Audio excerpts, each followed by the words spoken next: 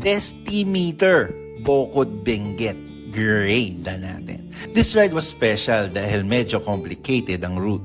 Organized by FJ Moto Enduro, Silencio Expeditions at mga batikang adventure riders sa Pilipinas. Solid ang grupo, solid ang riding. Pero sa video na to, focus muna tayo sa paved roads at overall experience ng Bokod. Hindi muna sa off-road.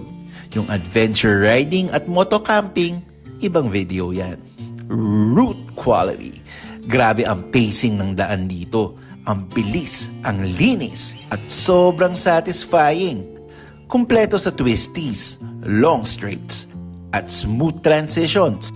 Yung pagkatahi-tahi ng kalsada, sure na pinag-isipan yan. Pag pinush mo yung bike mo dito, siguradong pagbaba mo ng Manila, mas magaling ka ng rider. Dumaan kami sa Santa Fe, Buyasyas Trail pero hindi kasama sa scoring. Bokod, Baguio. Babalikan mo ang rutang ito kahit 5 beses pa.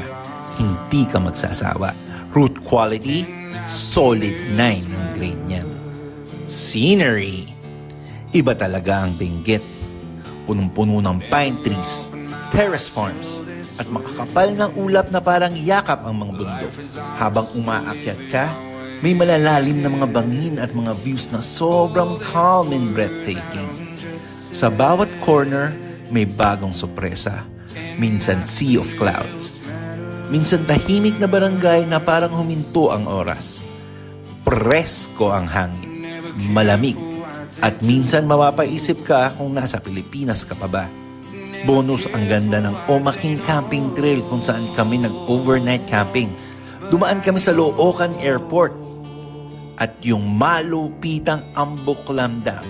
Tingnan mo naman yan. Scenery, easy 9.5.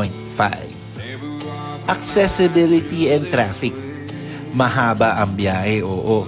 But flexible ang route. Pwede mong i-modify o i-custom depende sa trip mo. May 1 o 2 busy cities kaming dinaanan na may traffic pero flowing at understandable given na mahaba ang ride. Overall, smooth pa rin.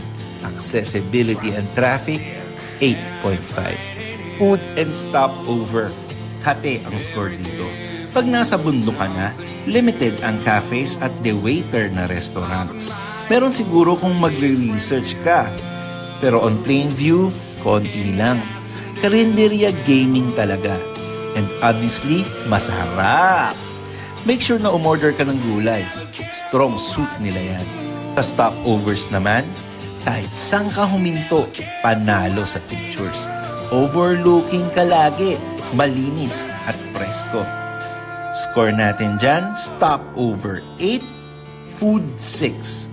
Kaya food and stopover average 7. Value. Sulit ang Bokod Benguet para sa akin. Yung calm at peace dito, hindi mo makukuha sa Metro Manila. For the price of gas, murang pagkain sa mga hindi maselan.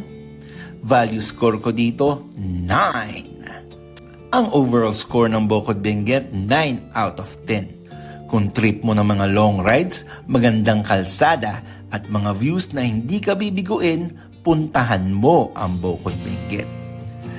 Renta Moto Manila. Big bikes, right roads.